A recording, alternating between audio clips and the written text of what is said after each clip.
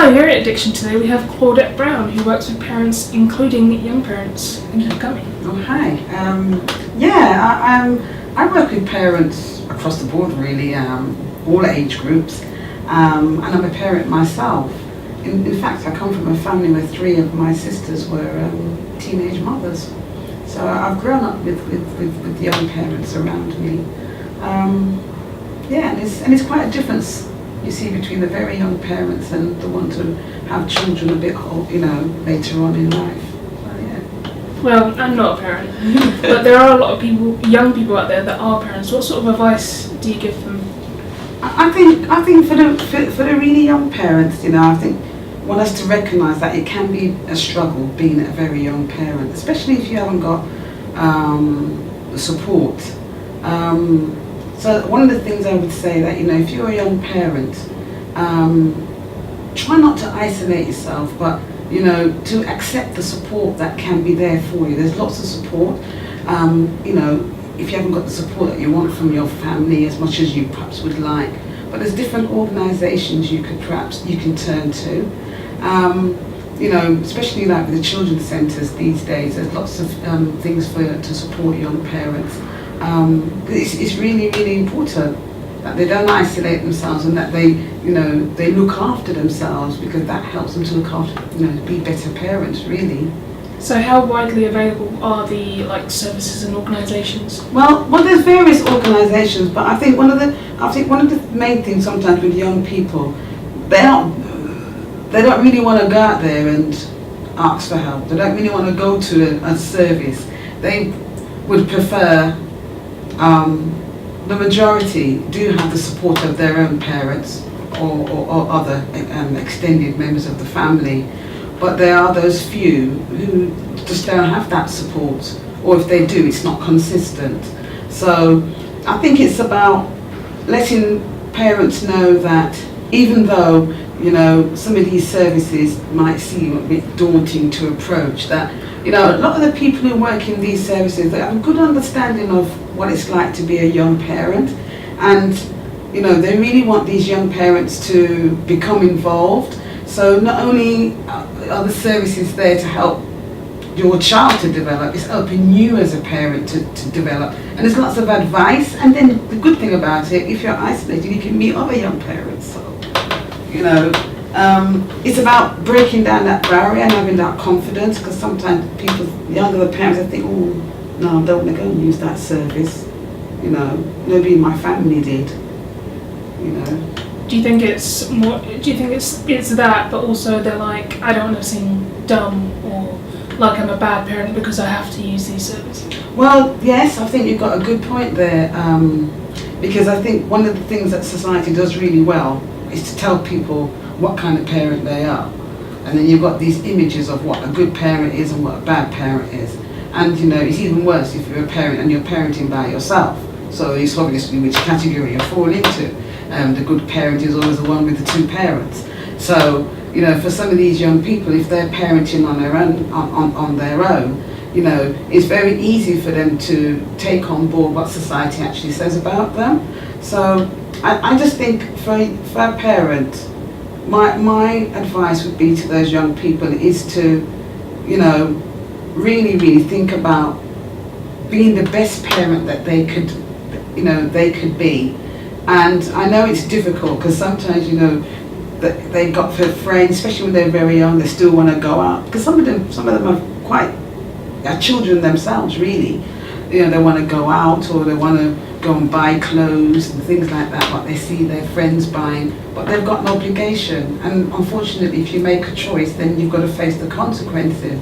But it's not all doom and gloom.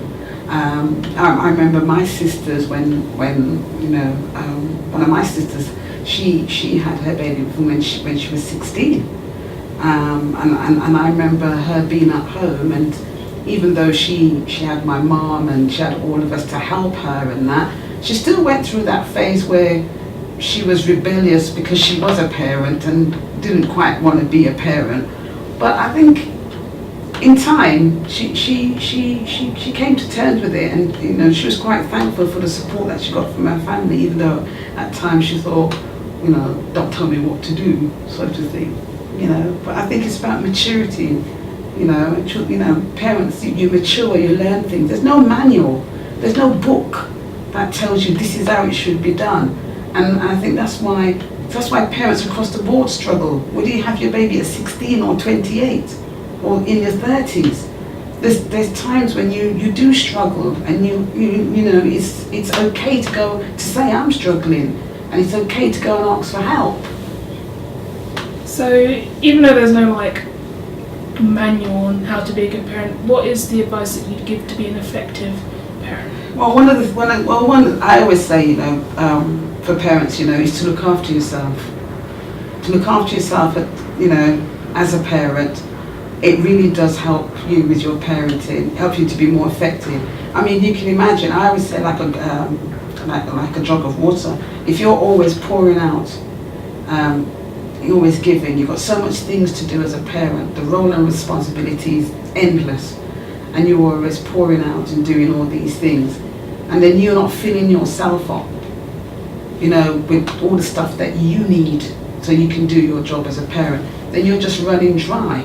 So this is where stress kicks in, and you know, if you neglect your own needs, you're almost like neglecting your child, because how can you be effective if you're overly tired, if you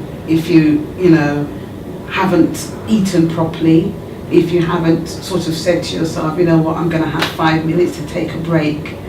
Because what happens then, you're into that spiral where you're constantly with your child, and then what happens is that you become resentful, and then parenting is not so enjoyable, and when it's not enjoyable, then you try ways to avoid being a parent. You know, so looking after yourself is key. It's key. I mean, it could be something as simple as like, you know what, when my child's asleep, I'm going to make a cup of tea, and I'm going to sit down and I'm going to read my little magazine, or I'm going to, you know, when I go shopping, I'm going to buy myself a little cake, and I'm going to sit down and I'm going to eat that cake. Because one of the things I remember when I was a parent was I felt that I had to be around my children 24/7, 7 days a week, and if I wasn't a good parent. Even when my children went away for the weekend, I found myself, instead of relaxing, instead of getting together with my friends, that was the time I'm there ironing, changing the beds, getting things ready for when they came back. And I just felt even more burnt out and more resentful.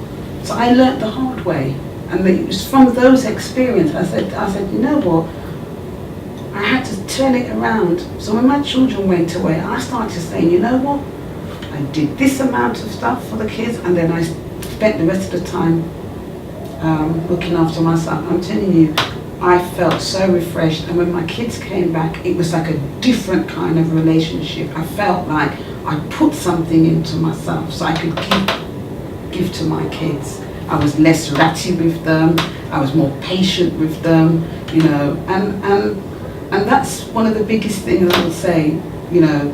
It's easy for people to let you feel guilty about not being there all the time for your kids. You know, it's easy for you to feel, God, am I being selfish? But the consequences of you neglecting your own needs is so great.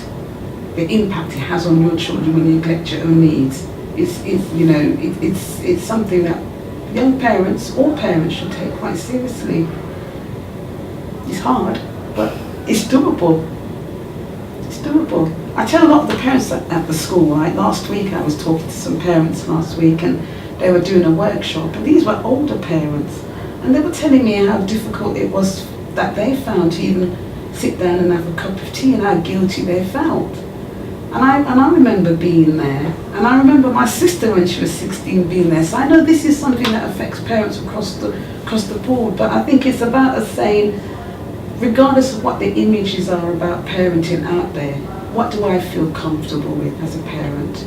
You know your child best, children they need the love, the security and so forth.